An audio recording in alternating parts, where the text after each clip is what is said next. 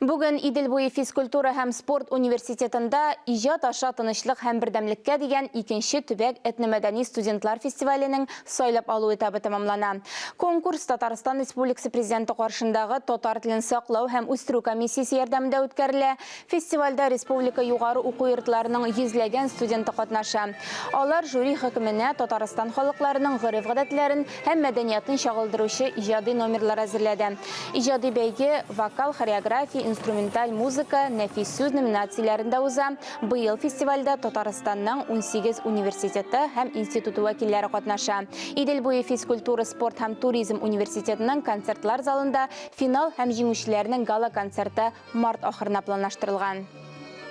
Әлбәттә, бу фестивальне без беренче тапкыр үткәргәндә, аның катнашучыларның саны булай күбәер дип уйламаган идек. Әлбәттә, инде былтыр пандемия җылы, быел пандемиядан чыга башладык. Халыкка да яңа мөнәсәбәтләр, яңа ышанычлар һәм инде киләчәктә үзебезнең илебезгә авырлыклар китерми торган заманалар шушы яшьләрнең кулы белән киләчәк дип уйлыйбыз.